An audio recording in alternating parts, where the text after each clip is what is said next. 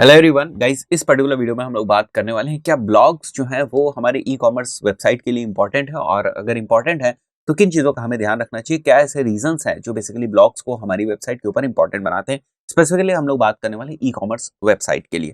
तो गाइस यहाँ पर मैंने कुछ पॉइंट्स लिख रखे हैं, आप देख सकते हो।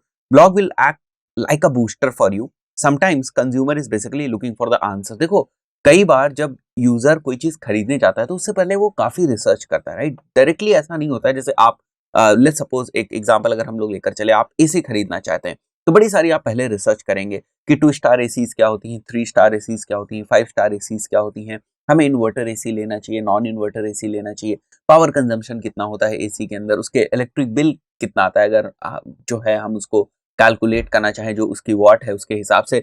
तो कोई भी प्रोडक्ट जब आप मार्केट में खरीदने के लिए जाते हैं तो उससे पहले काफी कुछ आप रिसर्च करते हैं। सेम चीज वही होती है जब हम ऑनलाइन शॉपिंग करने जाते हैं, यानी कि हमारी वेबसाइट के ऊपर जब लोग आएंगे किसी भी चीज को खरीदने हमारी ई कॉमर्स वेबसाइट के ऊपर, तभी बड़े सारे लोग जो है वो काफी कुछ रिसर्च करते हैं प्रोडक्ट के बारे में, राइट। और वो जो रिसर्च होती है वो बेसिकली एक फेज होता है, ठीक है। तो ऐसा कभी नहीं होता है कि डायरेक्टली बंदा आएगा और सिंपली टाइप करेगा और उससे पहले ना उसने कोई रिसर्च करी होगी, ना प्रोडक्ट के बारे में इन्फॉर्मेशन ली होगी, ना उसके रिव्यूज पढ़े होंगे, ना दूसरी जगह कहीं उसको देखा होगा, सीधे आएगा और बाई कर लेगा। ऐसा बहुत ही कम होता है। ऐसा इंपल्सिव नेचर वाले प्रोडक्ट्स में तो होता है, या जो इंपल्सिव मार्केटिंग होती है वहां पर तो होता है। बट ओवरऑल अगर हम ई कॉमर्स मार्केटिंग की स्ट्रैटेजी की बात करें, या हम जो हमारी ई कॉमर्स वेबसाइट्स होती हैं उनकी स्ट्रैटेजी की बात करें, तो ये चीज उतनी इंप्लीमेंट वहां पर नहीं होती है, ठीक है। अब इंपल्सिव का भी मैं एग्जांपल बता दूं, जैसे जैसे कि आप जो है अपनी फीड को स्क्रॉल कर रहे हैं, ठीक है, फेसबुक में आप अपनी फीड को स्क्रॉल कर रहे हैं और अचानक आपको एक ऑफर दिखता है, एक एड दिखता है जिसमें एक ऑफर है कि आप 3 जो टी-शर्ट्स हैं उनको केवल 1,000 रुपए में खरीद सकते हैं, ठीक है। तो यहाँ पर जो आप देख रहे हैं, मतलब सिंगल टी-शर्ट 600 रुपए में है, 500 रुपए में है, बट 3 टी-शर्ट्स अगर आप एक साथ लेते हैं तो आपको वो जो बंडल है, वो प्रोडक्ट का जो बंडल है वो आपको 1,000 रुपए में, तो वहां पर आपको बेनिफिट दिखता है। और 1,000 रुपए भी जो है वो इतना बड़ा टिकट साइज नहीं है, या हम कहें उतना ज्यादा अमाउंट नहीं है कि आप उसको तुरंत डिसाइड करके खर्च ना कर सके। तो अगर ऐसी कोई चीज नहीं है तो जनरली, जैसे मैंने एसी का एग्जांपल लिया, जैसे आप फर्नीचर्स के एग्जांपल ले लें, और बड़ी सारी चीजें हैं जिनके अगर आप एग्जांपल लें, इलेक्ट्रॉनिक के आप एग्जांपल लें, वॉशिंग मशीन के एग्जांपल लें, तो गाइस उन चीजों को खरीदने से पहले यूजर काफी रिसर्च करता है। और जो हमारा ब्लॉग होता है, तो गाइस हमारा ब्लॉग क्या काम करता है, जब कभी भी यूजर उस रिसर्च वाली फेज में होता है तो हम यूजर को अपने ब्लॉग के ऊपर लेकर आते हैं, और उसके दिमाग में जो बहुत सारे क्वेश्चंस होते हैं किसी भी एक प्रोडक्ट को लेकर, किसी भी एक सर्विस को भी लेकर क्वेश्चंस होते हैं, तो बेसिकली हम उस ब्लॉग के ऊपर उन क्वेश्चंस का आंसर देते हैं, उन क्वेश्चंस को पूरी तरीके से आंसर करते हैं, और फिर वहां से जो ट्रैफिक है वो अपने ई कॉमर्स वेबसाइट के ऊपर लेकर जाते हैं। ये तो एक चीज हो गई जो मैंने पहले यहाँ पर लिखा हुआ है, blog is basically a booster for you and sometimes consumer is looking for the answer, so you capture them in their research phase. मतलब जो खरीदने से पहले वाला रिसर्च वाला फेज होता है, आप उनको वहीं कैप्चर कर लेते हो और वहीं से आप उनको अपनी वेबसाइट के ऊपर लाते हो।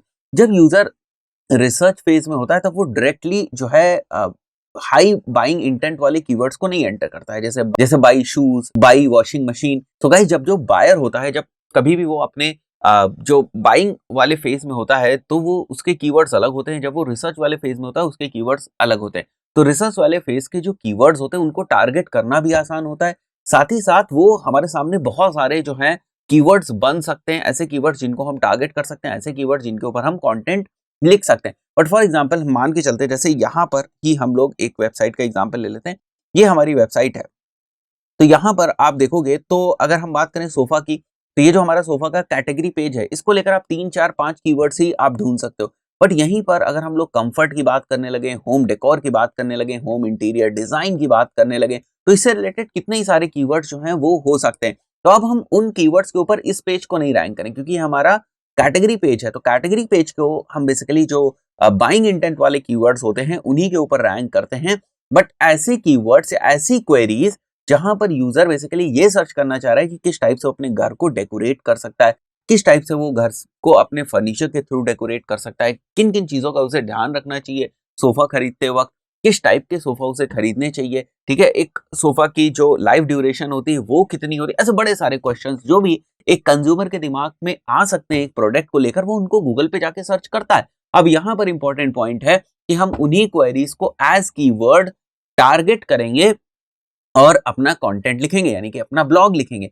तो वो ब्लॉग रैंक होगा, उस ब्लॉग के ऊपर हम एफर्ट करेंगे, वो ब्लॉग रैंक होगा और वहां से जो ट्रैफिक है हम अपनी वेबसाइट के ऊपर डाइवर्ट करेंगे। तो ये मेन जो है प्रोसेस है इसकी कि किस टाइप से हम लोग ब्लॉग्स को यूज करेंगे ई कॉमर्स वेबसाइट के अंदर। और जो हम मैंने बताया अभी आपको, जो ब्लॉग में आप जिन कीवर्ड्स को टारगेट करेंगे या जिस टाइप की क्वेरीज के अराउंड आप कंटेंट लिखते हैं, क्वेरीज को टारगेट करते हैं, वो क्वेरीज जो है उतनी हाई इंटेंट बाइंग इंटेंट की नहीं होती है। तो वहां पर भी कंपटीशन की अगर हम बात करें तो कंपटीशन थोड़ा सा कम होता है और वहां पर चांसेस भी आपके पास ज्यादा होते हैं कि आप एक फुल फ्लेज कंटेंट लिख सकें। यहाँ पर आपके पास कंटेंट लिखने के एज सच बहुत ज्यादा अपॉर्चुनिटी नहीं है। भाई कितना कंटेंट आप यहाँ पर लिख सकते हैं, बड़ी ज्यादा रिसर्च वगैरह करके तो आप कंटेंट नहीं लिख सकते। आप यहाँ पर रोज जब तक आपके पास प्रोडक्ट कैटेगरीज नहीं बढ़ रही हैं या आपके पास जो प्रोडक्ट्स है वो नहीं बढ़ रहे हैं तो आप यहाँ पर पेजेस नहीं ऐड कर सकते। बट जब हम ब्लॉग की बात करते हैं तो वहां पर हमारे पास अपॉर्चुनिटी होती है कि हम बड़े सारे पेजेस को ऐड कर सकते हैं। तो अगर अभी तक आपके दिमाग में ये क्वेश्चन था क्या हम ई कॉमर्स वेबसाइट के लिए ब्लॉग बनाएंगे, बिल्कुल हम लोग बनाएंगे। और ये चीज तब और ज्यादा इंपॉर्टेंट हो जाती है जब आपकी ई कॉमर्स वेबसाइट जो है वो नई है, राइट। तो हम लोग वापस आते हैं यहाँ पर, and blog can nurture your audience for your website. तो गाइस जो हम लोग अभी रिसर्च फेज के बारे में डिस्कशन कर रहे थे, जिसमें कि आपका जो प्रोस्पेक्ट है इस वक्त आपके टाइप के प्रोडक्ट्स के बारे में वो रिसर्च करा, आपके कॉम्पिटिटर्स को आपके साथ कंपेयर कर रहा है। तो अगर आपका ब्लॉग कन्विंसिंग है तो बेसिकली यूजर क्या करता है, वो जो प्रोस्पेक्ट है आपका, वो जब आपके ब्लॉग से कन्विंस हो जाता है तो वो आपकी वेबसाइट के ऊपर जाता है और आपका जो एक ब्रांड है उसका ट्रस्ट डेवलप होता है और चांसेस हो जाते हैं कि भाई ये हमें इतनी सारी इंफॉर्मेशन भी दे रहे हैं, चांसेस हो जाते हैं कि वो आपका जो प्रोडक्ट है उसको बाई कर ले, राइट। तो ये चीज भी हम लोग समझते हैं कि जो एक कंज्यूमर की साइकिल होती है, बाइंग प्रोसेस होती है, उसमें भी जो हमारा ब्लॉग है वो कितना इंपॉर्टेंट रोल प्ले करता है। Blog can nurture your audience for your website, जो मैंने अभी आपको बताया। It becomes easy to convince people from the blog because there are the answers, right. लोग कब कन्विंस होते हैं, आप इसको समझो, थोड़ी सी मार्केटिंग साइकोलॉजी भी आप यहाँ पर समझनी पड़ेगी। लोग कब कन्विंस होते हैं, जब बेसिकली उनको उनके क्वेश्चंस का आंसर मिलता है, तब लोग कन्विंस होते हैं। जैसे एक हम चेयर का एग्जांपल लें कि आपकी जो वेबसाइट है वो ऑफिस चेयर्स बेचती है, राइट। अब लोग इस टाइप से सर्च कर रहे हैं कि भाई किस टाइप की ऑफिस चेयर्स हमें यूज करनी चाहिए, मुझे अपने वर्क स्टेशन के लिए किस टाइप की ऑफिस चेयर चाहिए जिससे मुझे बैक पेन ना हो, जिससे मुझे दूसरी कोई जो फिजिकल प्रॉब्लम्स होती हैं, ठीक है, बैक वगैरह में, या जो कंफर्ट लेवल है वो इंक्रीज रहे। तो अगर हम ऐसी जो है चेयर्स बेच रहे हैं जो इन सारी प्रॉब्लम्स को सॉल्व करती है, तो इसके अराउंड हम अपने ब्लॉग्स लिख सकते हैं कि किस टाइप से आपको चेयर्स को सेलेक्ट करना चाहिए, कौन कौन सी चेयर्स जो है उनको सेलेक्ट करना चाहिए, आपका पॉस्चर किस टाइप का होना चाहिए, जब आप बैठते हो तो वो पॉस्चर आपको किस टाइप की चेयर से मिल सकता है, और वो चेयर्स हमारे पास हैं। बात समझो, आप देख रहे हो किस टाइप से स्टोरी बन रही है। बट सिंपली अगर यूजर बाई चेयर सर्च कर रहा है तभी केवल आप अपने कैटेगरी पेज को या प्रोडक्ट पेज को या होम पेज को वहां पर रैंक करा सकते हो। बट अगर वो आंसर्स ढूंढ रहा है, जो मैंने सबसे पहला पॉइंट लिखा था इस वीडियो को समझाने से पहले भी, हम लोगों ने सबसे पहले इसी चीज को डिस्कस किया सबसे पहले कि sometimes consumer is actually looking for the answers. तो वो हम अपॉर्चुनिटी मिस ना करें। हम अपने कैटेगरी पेजेस का तो एसईओ करेंगे ही करेंगे, बट साथ ही साथ हम ब्लॉग से आने वाले ट्रैफिक को भी कैप्चर करेंगे, उसको भी टैकल करेंगे और उसको भी हम कन्वर्ट करेंगे, राइट। सो यहां पर जो थर्ड पॉइंट है वो आप देख सकते हो, you have the scope of ranking on long tail keywords, क्योंकि ये जो क्वेश्चंस होते हैं, जैसे मैंने यहाँ पर लिखा sometimes consumer is actually looking for the answers, तो वो कुछ क्वेश्चंस टाइप करेगा और ये जो क्वेश्चंस होते हैं these are basically long tail keywords. और हम लोगों को पता है, आप लोगों ने भी पहले के लेक्चर्स में इस बात को सीखा है कि लॉन्ग टेल कीवर्ड्स थोड़े से इजी होते हैं रैंक करना, और लॉन्ग टेल कीवर्ड्स के ऊपर कंटेंट बनाना भी थोड़ा सा आसान होता है, क्योंकि टू द पॉइंट बहुत ही स्पेसिफिक कंटेंट हम लोग बनाते हैं। जैसे डिजिटल मार्केटिंग, ये बड़ा ही जनरल टर्म है, अगर हम इसके ऊपर कंटेंट बनाने जाएंगे तो हमें भी कंफ्यूजन होगा कि आखिर इस टॉपिक में हम कितना कवर करें या क्या क्या कवर करें। वहीं पर अगर हम दूसरा एग्जांपल लेते हैं, जैसे स्कोप ऑफ डिजिटल मार्केटिंग, एक छोटा सा एग्जांपल हम लोग ले रहे हैं, स्कोप ऑफ डिजिटल मार्केटिंग। तो अब स्कोप ऑफ डिजिटल मार्केटिंग में बहुत ही ज्यादा क्लियर है ये बात कि हम स्कोप की बात करेंगे, डिजिटल मार्केटिंग का स्कोप क्या है। तो वहां पर हम स्पेसिफिक आंसर्स दे सकते हैं, यूजर की स्पेसिफिक क्वेरी को हम सॉल्व कर सकते हैं। तो ये वो पॉइंट है कि यूजर्स के जो क्वेश्चंस होते हैं वो लॉन्ग टेल क्वेरीज टाइप से होते हैं, जिनको हम लॉन्ग टेल कीवर्ड्स बनाकर अपना ब्लॉग का कंटेंट लिख सकते हैं, उन लोगों को 100% सेटिस्फाई कर सकते हैं, वहां से अपनी ब्रांड का ट्रस्ट डेवलप कर सकते हैं। और वो जो हमारी ब्लॉग वाली फनल है, वहां से जो विजिटर्स हैं हमारे ब्लॉग के, उनको हम अपनी वेबसाइट की तरफ डाइवर्ट कर सकते हैं, अपनी कैटेगरी पेजेस, प्रोडक्ट पेजेस की तरफ डाइवर्ट कर सकते हैं, फिर फाइनली वहां से हम कन्वर्जन्स करा सकते हैं। तो ये पूरी कंप्लीट प्रोसेस है। अब इसमें भी जो ब्लॉग को रैंक कराने की प्रोसेस है वो सेम रहेगी, जो आपने पुराना वीडियोस में जो सीखा है वही रहेगी। मतलब ब्लॉग को रैंक कराने के लिए जो हमें बेसिक एसईओ करने हैं वो तो हमें करना ही करना है, ठीक है। बट यहाँ पर हमें मल्टीपल और बहुत ज्यादा कंटेंट क्रिएट करने का भी स्कोप मिल जाता है। जैसे आपके पास अपॉर्चुनिटी होती है कि बहुत सारा जो आप कंटेंट है उसको क्रिएट कर सकते हो, हर बार एक यूजर की क्वेरी का आप आंसर कर सकते हो, ठीक है। नई नई क्वेरीज आती रहती, नई नई चीजों का आप आंसर कर सकते हो। तो यहाँ पर आपके पास कंटेंट रिलेटेड लिमिटेशन नहीं है। वहीं पर अगर आप अपनी ई कॉमर्स वेबसाइट से जो ब्लॉग का कॉन्सेप्ट है इसको एक बार आप बाहर निकाल के देखिए, तो आप इस बात से लैग करेंगे। अब आप कंटेंट डालें तो कहाँ डालें।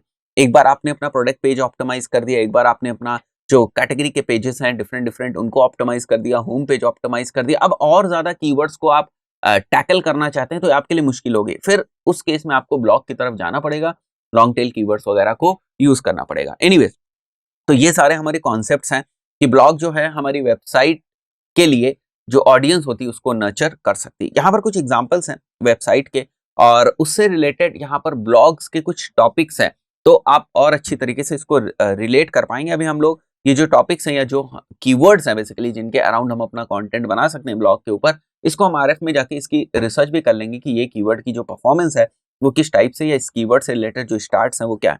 तो वही जहाँ पर आप देख सकते हो जैसे ऑफिस चेयर्स आपको दिख रहा है, so you can tackle queries like what kind of back pain related precautions people should take while working in office, ठीक है। तो इसके ऊपर अगर आप कंटेंट लिखेंगे तो कंटेंट लिखने के बाद आप उसको अपने इस वाले ऑफिस चेयर वाले, ये जो ऑफिस चेयर वाला आपका कैटेगरी पेज है इस पे आप डाइवर्ट कर सकते हैं। आप अगर डेकोरेटिव लाइट्स बेच रहे हैं, ठीक है, आपकी वेबसाइट इस टाइप की जहां पर आप डेकोरेटिव लाइट्स बेचते हैं, तो यहाँ ऑप्शन है जिसमें how to decorate your home in festive season, इस टाइप की क्वेरीज को आप टैकल कर सकते हो, फिर आप अपनी डेकोरेटिव लाइट्स तक उन लोगों को ले जा सकते हैं, ठीक है।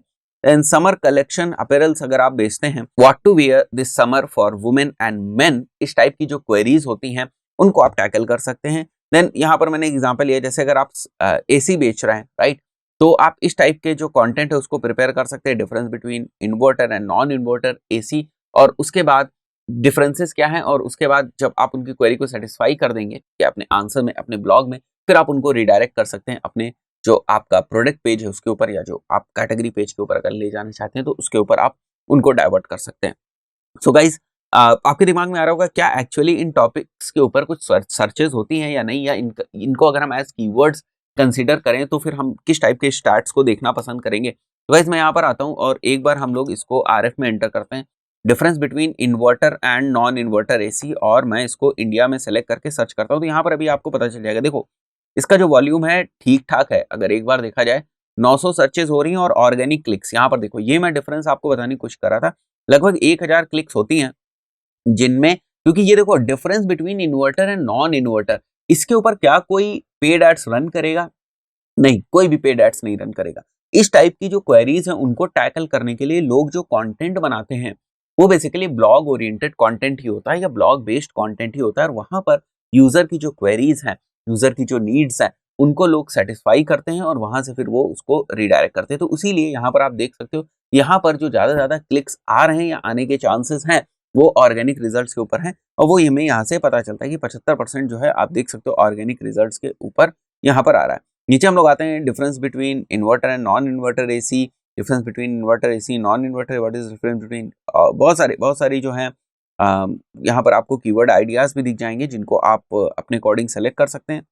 एंड यहाँ पर जो रिजल्ट्स दिख रहे हैं वो भी आप देख सकते हैं। तो मैं एक किसी रिजल्ट को ओपन करता हूँ, जैसे यहाँ पर ये एक रिजल्ट ओपन होता है, मतलब इस टाइप का जो हम कीवर्ड सर्च करते हैं, तो यहाँ पर आप देख 5 reasons why inverter AC is better than non inverter AC, ये सारे इन्होंने इन्फॉर्मेशन लिखी हुई है पूरी, ठीक है। और ये देख रहे हो ये एक वेबसाइट, ई कॉमर्स वेबसाइट है जिसका ये ब्लॉग वाला सेक्शन है, क्योंकि अगर आप यहाँ पर देखोगे तो एनर्जी प्रोडक्ट्स और ये सारी चीज दिख रही है। तो now what they are doing is कि अगर कोई इस टाइप से सर्च कर रहा है, ठीक है, reasons why inverter AC is better than non inverter AC और difference between inverter AC and non inverter AC, तो ये वेबसाइट रैंक कर रही है। अगर ये वेबसाइट रैंक कर रही है तो लोग जाएंगे यहाँ पर, कन्विंस होंगे, तो उसके बाद उनके प्रोडक्ट्स तक भी जाएंगे। तो गाइज ये एक बहुत ही इंपॉर्टेंट यूज है बेसिकली जो आप करते हैं, ब्लॉग का यूज करते हैं आप अपनी ई कॉमर्स वेबसाइट के ऊपर, तो आप इस कॉन्सेप्ट को समझ सकते हैं। फाइन, तो गाइज यहाँ पर आप देख सकते हो, जैसे मैंने कुछ जो वेबसाइट के एग्जाम्पल्स हैं उनके बेसिस पे यहाँ पर मैंने आपको ब्लॉग आइडिया या जो क्वेरीज हो सकती है उसके अराउंड आपको एग्जाम्पल्स। तो गाइस यहाँ से आप इस चीज को मान सकते हैं कि अगर आपके पास ई कॉमर्स वेबसाइट है तो आप उसके लिए ब्लॉग को प्रिपेयर कर सकते हैं, ब्लॉग जो है उसके लिए बना सकते हैं। दोस्तों इस पर्टिकुलर वीडियो में इतना ही, मिलते हैं नेक्स्ट वीडियो में। Till then good bye.